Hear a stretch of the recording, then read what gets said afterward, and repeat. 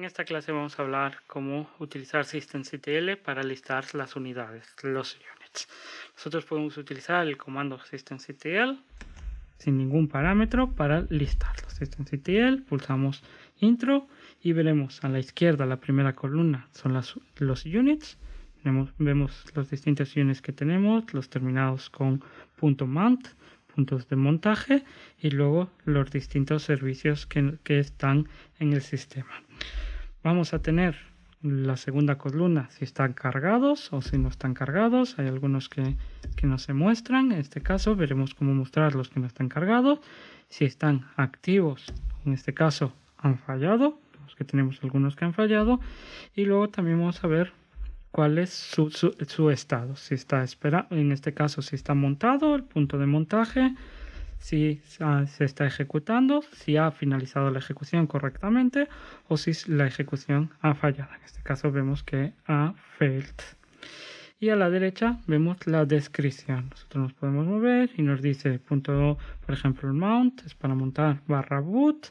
Vamos a tener distintos puntos de montaje del sistema y luego los servicios. Por ejemplo, el cliente de Chronic, que veremos más adelante, clientes de NFS, configuraciones de red, como puede ser con el nuevo Network Manager, y luego servicios propios de systemd. Vamos a tener el journald, que es donde va a estar los logs. Vamos a tener login para el servicio de log cuando el usuario vaya a hacer login. Él también está administrado por systemd. Vamos a tener sysctl, que es para las variables del núcleo, para administrar el directorio tmp. UDEF es para administrar los dispositivos. Vamos a tener para administrar las sesiones de usuario y las consolas virtuales. Vemos que dentro de un simple comando podemos ver cuál es el estado de nuestro sistema. También podemos utilizar la acción list_units, que nos mostrará el mismo resultado que acabamos de ver ahora. -units nos muestra lo mismo, el estado actual del sistema. Y podemos utilizar la opción --all para mostrar todas las unidades, aunque no estén cargadas. Entonces ponemos --all y vemos que aquí nos va a aparecer una lista mayor de todos los elementos en los que nosotros tenemos, porque se nos muestran los que están inactivos. También se nos mostrará los que han sido configurados pero no se han encontrado. Es decir, la lista es un poquito más grande al utilizar --all, porque en el caso de no utilizar --all solo se nos muestra los activos o los failed. En el caso de utilizar --all se nos mostrarán también los inactivos. Si queremos filtrar por un tipo, podemos utilizar --type y el tipo en el que nosotros queremos. En este caso, si queremos filtrar por service, podemos utilizar tanto list_unit como sin él, --type y luego equal o igual a service. Y en este caso ya no se nos muestra los .mount, solo se nos muestra los que tienen el punto service, es decir, los servicios. Podemos obtener el estado de uno de estos servicios utilizando systemctl, la palabra clave status y luego el nombre. En el caso de normalmente no necesitamos poner el tipo, en el caso de que haya confusión, porque puede ser que el mismo nombre sea utilizado para service y para mount o para cualquier otro elemento, entonces punto y el tipo. Vamos a ver un ejemplo, systemctl status y por ejemplo network manager. Nos dice el servicio, en este caso .service, nosotros podríamos utilizar también .service. Nos dice cuál es la descripción, Network Manager, el estado, está cargado, está habilitado para ejecutarse al arrancar, cuándo fue, si está activo, en este caso vemos que está en verde, se nos muestra que está activo y ejecutándose, desde cuándo, desde hace 6 minutos, ¿verdad? Distinta información, si queremos acceder a la documentación, cuál es el padre, porque como veíamos nosotros un servicio puede depender de otro. En este caso nos dice que el ID principal de este servicio es 589. Nosotros podemos listarlo y tenemos aquí el Network Manager. Y está dentro del grupo, vemos que nosotros decíamos que con systemd podíamos tener grupo, está en el grupo con Network Manager y con DHC Client. Vemos que aquí son los dos procesos. Y luego se nos muestra los logs. Decíamos que los logs de los servicios están integrados en systemd. Utilizando status podemos ver los últimos logs. Si queremos ver el log entero de este servicio, podemos utilizar la opción "-l". Y se nos mostrará pues las líneas completas que antes no se habían mostrado. En este caso vemos cómo se ha configurado las interfaces de red de este sistema con Network Manager. En el caso de ver un servicio que ha fallado, creo que es el de Network, vemos que se nos muestra failed, nos muestra el resultado, nos dice también cuál fue el proceso que se ejecutó y luego nos dice en color rojo se nos va a mostrar los errores. En este caso ha fallado porque los dispositivos ETH1 y ETH2 no existen en este sistema. Lo explicaré más adelante por qué es este error. También podemos listar los ficheros con systemctl list-unit-files. Vamos a verlo. Files. Y vemos que aquí se nos muestra todos los ficheros que tenemos en nuestro sistema, si es estático, si está habilitado o deshabilitado. Explicaremos cuál es la diferencia entre habilitado, deshabilitado y estático un poco más adelante en esta misma clase. Aquí tenemos todos nuestros servicios. Vamos a ver alguno que esté habilitado, por ejemplo rsyslog.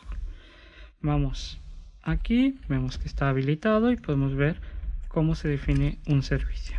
Vamos a tener 3 secciones. La primera es unit, donde vamos a indicar la descripción, en este caso System Login Service. Si utilizamos systemctl, hacemos un grep de rsyslog, vemos que en la cuarta columna la descripción coincide con esta. Nos va a decir cuándo se va a ejecutar. En este caso se va a ejecutar después de network.target. No tiene sentido tener el syslog o el rsyslog si no tenemos la red de configuración, entonces se va a arrancar después de este. Vamos a tener la siguiente sección, la segunda va a ser service. Vamos a indicarle cómo se ejecuta. En este caso se va a ejecutar el demonio, es decir, el servicio rsyslog con la opción "-n" y una variable syslog de-option. Esta variable está definida dentro de este fichero etc.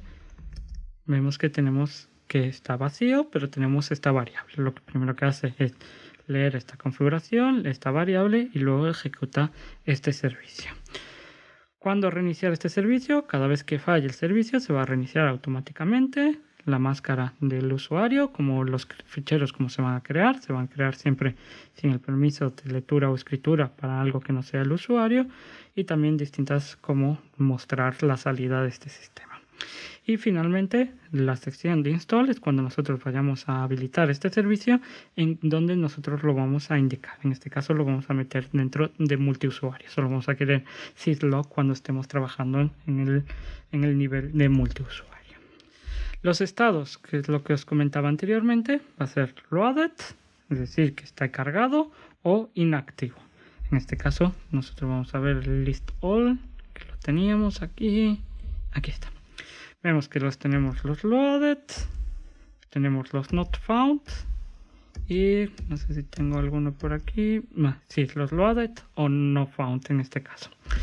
Luego, pues cuando está activo tiene 3 opciones. Puede estar running, que veíamos, en este caso running, waiting, es que está esperando por otro servicio o está esperando por alguna notificación. Exited es que ha salido. Hay algunos servicios que simplemente imaginemos que cuando arranquen solo tiene que hacer una configuración y salir. Esto significa que se ha completado normalmente correctamente. Running que se está ejecutando y waiting es que está esperando por otro servicio o a recibir la solicitud de que se arranque. Normalmente waiting puede causar algunos problemas porque, por ejemplo, con rsyslog, que lo veíamos aquí,